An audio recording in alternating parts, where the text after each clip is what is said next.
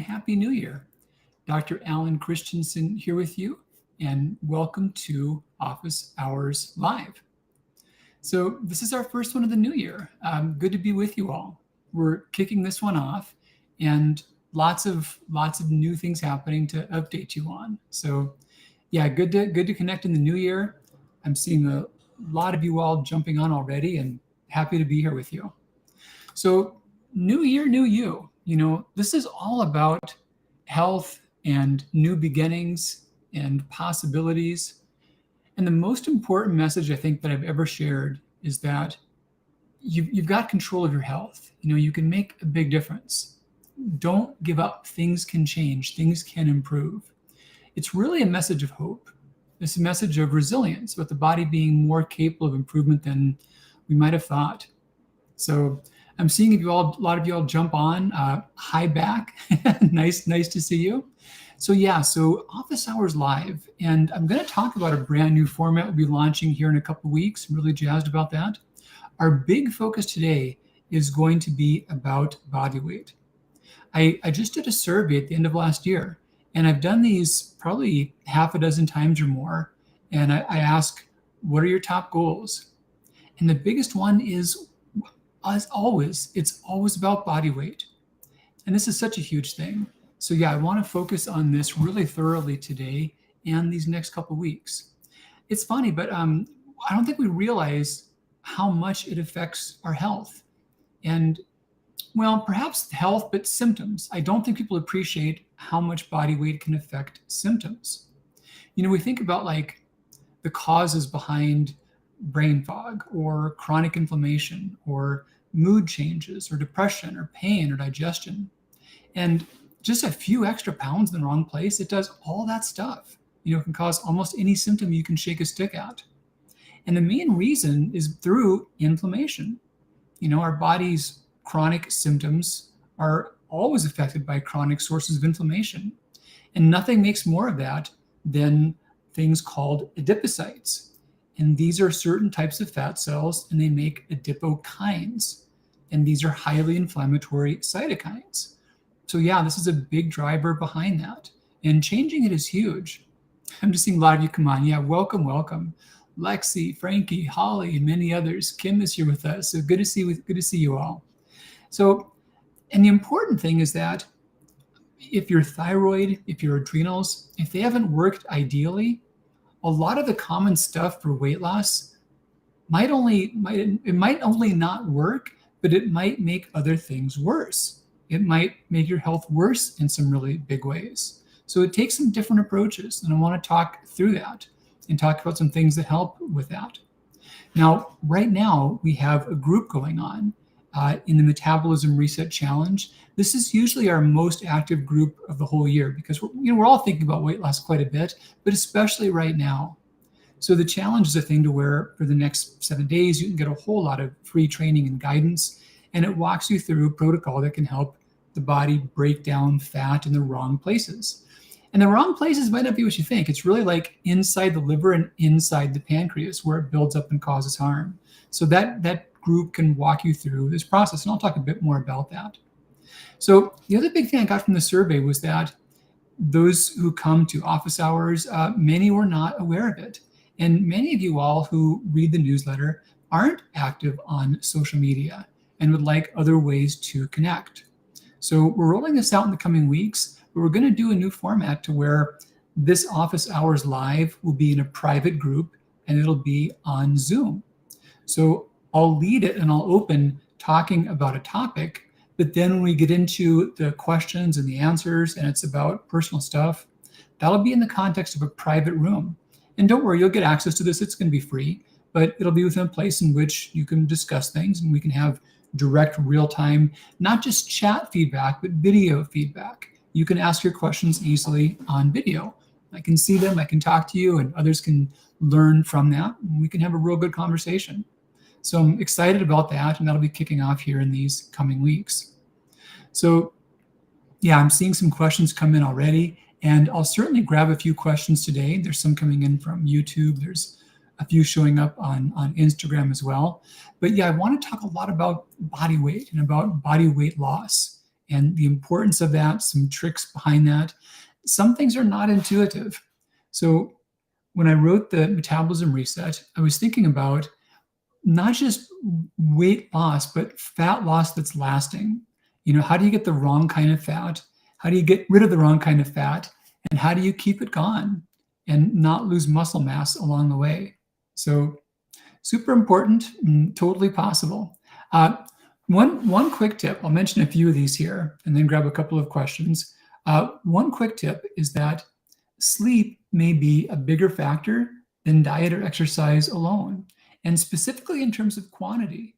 Some recent papers have shown that you should think about a minimum of about 8.5 hours of sleep if you're trying to make some kind of a change in body weight. Yeah, if you're getting less than 8.5 hours of sleep during times of weight loss, it's not likely you'll have lasting success. So less sleep causes the blood sugar to be less stable, your body makes more insulin, and basically cravings go up. So stress hormones are higher, cravings are higher, you don't feel well, it's harder to stick with it. And even then, you may not lose the right kind of fat. You might lose more muscle tissue, and you may not end up healthier despite all the efforts. So sleep is super critical.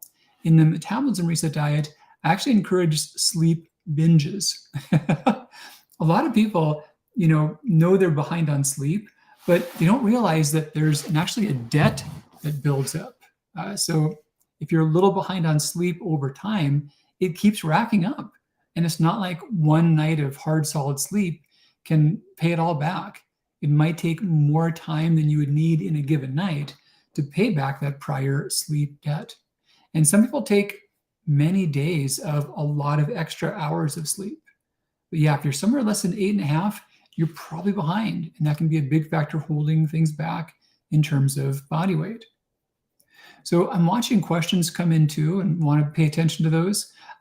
One just came about iodine and sweating. Jerry asked this one. So some quick orientation. There's good data showing that being at a safe level of iodine can not just be better for your thyroid, but can help it heal. And many can reverse thyroid disease by getting below a certain window of iodine. And that's what Jerry's referring to. So if you get below a window, papers have shown that somewhere around 60 to 80% of people can fully reverse many chronic versions of thyroid disease. And Jerry's asking if you can get rid of that during sweating. Short answer is it's not a big factor. The truthful answer is that you do eliminate some through sweating, but it's not the main amount. So most passes out the body through urination. A little bit passes out through the stools. Some does pass through the sweat.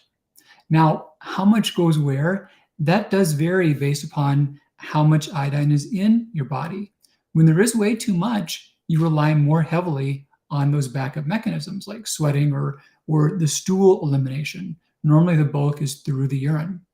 But when there's too much, the trick is really a matter of getting to a low enough intake and then a long enough period of time. If you've got an amount coming in that's less than your thyroid needs on a given day, that's when you can get rid of the backlog. And in terms of practicalities, that's somewhere around 100 micrograms per day or less. And that was the main focus behind the reset phase of the thyroid reset diet. That brings you down to that window to where you can reverse that excess for those who have that and help the thyroid work better again. But it's really a matter of, getting to that low amount. Now, this is a secondary consideration for those on thyroid medication because the medicines make it to where the thyroid's not making much hormone. The medicines contain iodine and also they're replacing the hormone the thyroid normally would make. And most of the iodine your thyroid gets rid of, it gets rid of through thyroid hormones. So if it's not making much, then it's not getting rid of much. And that's where it takes that real low intake. But yeah, Jerry, mostly it's getting that low intake and giving enough time. And how much time is enough time? It depends upon how much excess someone had and how long they were consuming an excess. In some of the most dramatic scenarios, it can be 6 or 9 months. In more typical scenarios, it's just a week or two. So most people who weren't taking high dose iodine supplements only need a week or two to get rid of the excess and get to where the thyroid can start healing or start repairing themselves. So yeah, good question. So again, the big thing I wanted to talk about was body weight, improving that, the relevance of it to your health, and all things diet. And so, yeah, a lot of popular approaches can not work well if someone has abnormal thyroid function or abnormal cortisol levels. A couple of cases in point would include fasting, intermittent fasting, and ketogenic diets. I'm seeing some more friends come on. Joanne, it's good to see you too, Joanne. Hope you knew you're starting off great. So when blood sugar levels go too low for too long, what happens is your body goes into a mode of crisis. And there are arguably good things that can happen. There are ways in which that can be useful. But for someone who's hormonally compromised, what happens is there's a greater demand upon cortisol. So whenever glucose gets too low, the body has to make more cortisol to form glucose. Whether we get it from our diet or not, it's not negotiable. We need glucose to keep our brain functioning. And if we're not getting some from the diet, we break down muscle tissue and convert that into glucose. And the body uses stress hormones like cortisol to do that. So that's the big drawback. And if someone's consuming very little amounts and they're making a lot of extra cortisol, they can still lose weight, but they're not losing body fat. They're breaking down muscle tissue along the way, and they're getting set up for regain. So most of the guidelines I've written about are specifically about how waist loss happens more easily. And actually, I heard just last week from someone that had the most dramatic amount of inches to pounds lost that I've ever heard. So inches to pounds. So how many pounds do you have to lose an inch around your waist? And an easy rule of thumb is that if you have to lose more than about 8 pounds to lose 1 inch, you're losing muscle tissue. And the more pounds you lose per inch, the more muscle mass you're losing. So lower than 8, the lower you go, the better. So the fewer pounds you lose to lose an inch around your belly button, the better your health is improving. So yeah, somewhere around 8 pounds per inch, anywhere you above that, you're not getting healthier. You're getting much less healthy. So the dramatic story that I heard was someone who did her first metabolism reset, I think it was like 3-4 months ago, and she lost 7 inches and 6 pounds. So 7 inches around the belly button and 6 pounds of body weight. That was absolutely incredible. So why would you not want to see more pounds lost? Well, it's fine to lose pounds. That's totally cool. But when you see that many inches lost, what's happening is that it's all targeted loss in the liver tissue, like right around the belly button. That's the stuff where the fat's building up in the organs. That's what's hurting health. So when it's there but not elsewhere, or less so elsewhere, that means it's highly targeted and the body's retaining muscle tissue. So super cool thing. Here's a related question. I have had insomnia for years since menopause. My weight has been impossible to lose since then. I've tried keto and intermittent fasting. That's not helping. What can I do? Yeah, great question. This is with one of our friends on Facebook. And so what happens is that when sleep is bad and you lower carbohydrate further, it can worsen that same problem. Now, a couple things happen with carbohydrate and sleep. One weird one is that your body has a connection between carbohydrates, insulin, and serotonin and melatonin. So all those things are kind of coupled together with one to the next. You think about someone who has what you call a sugar coma, or like a Thanksgiving meal where they have so much food they're tired afterward. It's not from tryptophan. It's actually just from a high insulin response. When it works well, a certain amount of insulin helps your body push tryptophan across the blood-brain barrier, and then you can make serotonin and melatonin. And that's part of the normal sleep cycle. But when there's too little glucose available, then the body can't do that as well. And there's simply less made from your own serotonin and melatonin. And melatonin supplements don't always break that cycle because they don't work the same way that our body's natural melatonin does. Generally, they contain so much, they block the effects of our own melatonin. So the trick about getting that better is not just loading up on processed carbohydrate at night. but having the slowest burning type of carbohydrate throughout the day. And the one that I've talked about a lot has been resistant starch.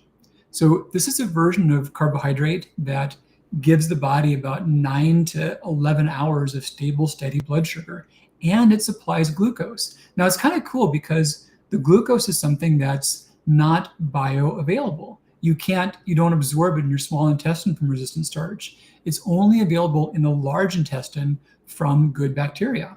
So good bacteria make butyrate, which has tons of good properties, and they liberate the glucose. Because it's happening in the large intestine, it's happening slowly and a long time after you eat.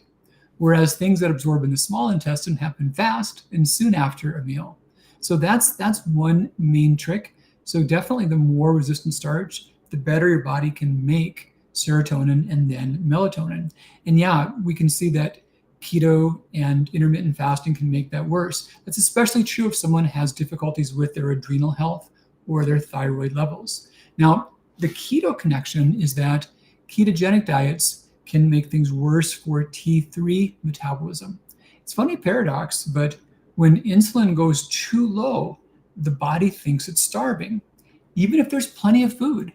And when your body thinks it's starving, it prevents it from acting on thyroid hormones. So you block the formation of active thyroid hormones. So yeah, you can go ketogenic and you can cause your active T3 levels to plummet right away. And if you stay on it too long, you can see all aspects of hypothyroidism start to emerge. In fact, the bulk of the studies we have on ketogenic diets are on children who are given ketogenic diets to help them treat epilepsy. And these kids, about 27% become hypothyroid. And the normal rate of hypothyroidism amongst adolescents that same age is less than 0.1%. So it's literally over 1,000-fold increase in hypothyroidism when these kids go ketogenic. And there's no reason to think it's different for adults. So yeah, that's why those things wouldn't work, even if they might have for someone else. Okay. Lots of good questions coming in already, you guys. This is really cool to see. And yeah, welcome to everyone. I saw a logistical one that I want to address. Nikki was asking if the live segments recorded to watch later. Nikki, they are, and you will see these come back. You're on Instagram right now, they'll be back there. But there's a brand new format coming out soon for these segments. And what's gonna happen in the coming weeks is we'll get it to where I'll still do I'll come on and do a quick discussion about a topic, but when we get into live Q&A, I'll do that in Zoom. So you can just join the Zoom audience and be there for the whole time. If you're not in Zoom, you'll see the beginning discussion, but not the Q&A session. And I'm doing that per request. Tons of you all on survey said you'd rather connect directly on Zoom, you'd rather not go through social media, and you'd rather be able to be in a private place to have a better discussion and also have real-time communication. So that's coming up real quick. And I'll talk about on all the platforms that you already come to, whether that's Instagram or YouTube or Facebook. I'll talk about how you can come on into the Zoom if you wish to. So yeah, that's coming out. So it's gonna be a lot of fun. Whenever I do Zoom webinars, yeah, we get to talk real-time, face-to-face and video. And that's not just more engaging and more fun, but it's more effective. You know, we can communicate back and forth better and get deeper responses to your questions. So you're welcome, Nikki. Happy to help with that. Let me get a couple more. Today's is going to be about 10, 11 minutes more remaining. So I'll get a few more of these questions here and then just kind of recap a few of these points. Okay, so here's another, just a quick one from Nikki. And yeah, I'd love to get ones now about the reset diet because we're really diving into that right now with this whole New Year time. So also, oats contain gluten, so how come they're part of the reset diet? Great question, Nikki. So oats and gluten. So this is fascinating. So there's actual oats, and then there's commercial oatmeal. And commercial oatmeal can be made in different ways and by different companies. And many companies that make commercial oatmeal, they do use equipment that is also used to process wheat. And in those cases, there can be wheat contaminants present. And so therefore those products do say that they contain gluten. Now, many companies that make rolled oats and whole oats and steel cut oats, they process them in machines that do not process wheat, and they'll say gluten-free. So oats don't actually have gluten, but in many cases when oats are commercially processed, gluten gets mixed in. So the easy trick there, most cases people buy old-fashioned oats or instant oats, just look for gluten-free. And they're not different, they're not a different plant, they're just made on machines that don't have leftover flour on them from wheat. But yeah, gluten-free oats are a thing. And oats are such a good food. There's just massive data. Avena sativa is the Latin name for oats, and they're used as a botanical medication. They're actually used to calm and heal the nervous system. They're rich in a lot of unique phytonutrients, tons of vitamins and minerals, and they're great sources of resistant starch and lots of other good things. So I love, love, love oats in lots of ways. It's been one of my dietary staples for decades, and they do happen to be gluten-free. So yeah, if you buy commercial brands, some will say, contains gluten. That's not part of an oats innately. Bob's Red Mill, and I think actually now I'm pretty sure that even Quaker Oats is certified for gluten-free. Even products like Cheerios, which are oats-based, they're certified as gluten-free because it's not the oats. So yeah, great question. All right, let's get one or two more quick ones here. I'm just looking through some of these ones that were already up.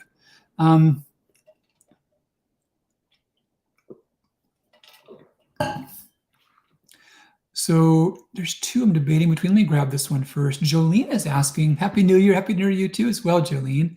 I was taking Levo for 7 years and switched to NP thyroid for 10 months. Lately, about 2 months ago, started to have sleep issues, not being able to stay asleep. Could this be a sign leading from hypo to hyper? Get retested? Yeah, Jolene, so great question. And there's a lot of cool things that your question brings up. One of which is that you asked about hypo to hyper and about getting retested. So when your thyroid levels are abnormal, they can worsen almost any symptom you can imagine. And the smartest thing is to check and see, because it could be the case that someone's getting too much. It can also be too little. Now, this is bizarre, but too much and too little can cause the same symptoms. And the other part that's a big wrinkle is that the symptoms can happen for other reasons as well. It could be totally unrelated, but certainly can be that. Now, Jolene, if you're following any of my guidelines or if you're following the Thyroid Reset diet, it's super common that your thyroid gets stronger and that you often need less over time. And you switched about 10 months ago, so it's probably not a matter of the conversion, but when someone does first convert from T4 only to natural thyroid, it is pretty common that the amount is not right, and they do have to make some adjustments, especially at first. Now, given that you're 10 months out, I think you're past that time frame, but important to know that there can be times in which it requires modification, so definitely do get retested. Now, the first sign of getting too much is that TSH levels start to get lower and they get below range. And it's odd, you would think that maybe T3 would go high or T4 would or something because they're both in natural thyroid, but those don't happen at first. Those only happen a long, long time after someone's gotten more and more and more and more and more. Okay, so Jolene, TSH has been suppressed since the change. So Jolene, you are getting too much. And kind of to the point that I was just saying, that happens first, but that's not always when symptoms show up. It may be sometime afterward before you start to have symptoms. So it's entirely possible you've been getting too much for the last 10 months, but your body was getting rid of the extra. So the first sign is TSH going down. And when that happens, your body is also like bailing the ship faster and throwing out T4 and T3 so they don't elevate, they don't go high. But there can come a point in which your body can't get rid of them that quickly anymore. And at that point, T3 and T4 start to get high. And it's usually around then that symptoms start to show up. Now, they can show up earlier, but a lot of people won't have any symptoms when their TSH first gets low, even though they're getting too much, even though it can be causing risks. And that's because their body is getting rid of the excess. The body is doing what it's designed to do. It's got ways to clear extra thyroid hormone until it can't, until there's so much it just can't keep up anymore. So that sounds pretty classic, though, that there was too much. And Jolene, if you want to put the amounts that you were on of levothyroxine versus NP thyroid, I'm happy to talk about how those doses compare. Because I see a lot of times in which when someone has changed, they're just given more than you would expect they would need. They're given a really huge amount of the new one, amount that you could guess would be causing too much for them. Or again, your gland could be getting healthier and stronger. Now, I love getting follow-up comments too and talking about those. So one that just came in was Jerry shared with us that Degree One is also a good brand for oats. And that totally is. There's a lot of good brands out there. That's actually one I hadn't heard of though. But yeah, there's a lot of good ones that are certified for gluten. Oh, 1 degree. Okay. Hadn't heard of that one either. Yeah, lots of good ones out. And they'll say gluten-free. They'll say certified as such. So easy thing to look for. Okay, Jolene. So 75 Levo to 95 NP. Well, Jolene, your dose went up by a lot when they changed that. So in terms of dose equivalencies, 75 micrograms of levothyroxine, or 90 of NP. Okay, close enough. So 75 of levothyroxine is equivalent to about 45 of NP thyroid. So what you're taking right now is twice as potent. Now, I say that with some reservation because natural thyroid and synthetic thyroid, they're kind of apples and oranges, and there's not a perfect comparison. But the best comparisons we have suggest that you went from basically taking 1 pill to 2 pills. You were taking twice the potency in that new amount. Now, if that 75 Levo showed that you were getting far, far, far too little, maybe that made sense. But if it showed that you were getting a reasonable amount on that, but you wanted to change forms of medicine, yeah, you doubled it. You went up a lot higher. So you would be completely expected to see that being more than you would need. That was a huge, huge change. Okay, I'm going to grab 1 or 2 more today. And again, a lot of folks are coming on. Welcome. This is our office hours live. Not a backdrop. I am by a frozen lake. It's beautiful here. It's a beautiful wintertime. And those are real icicles. They're beautiful icicles. Having a lot of fun up here.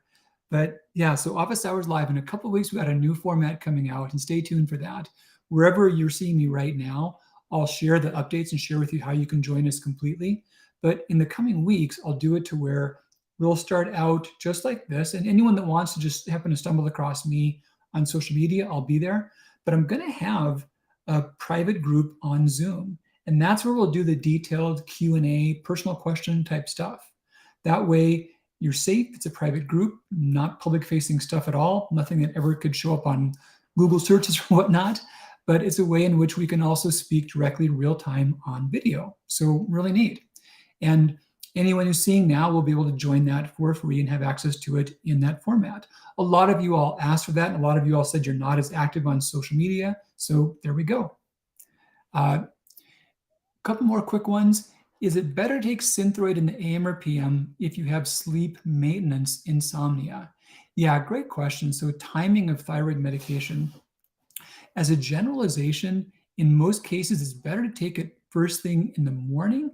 Now, bedtime can work, but the difference is that you would need your stomach empty for at least 2 or 3 hours before you would go to bed and take it.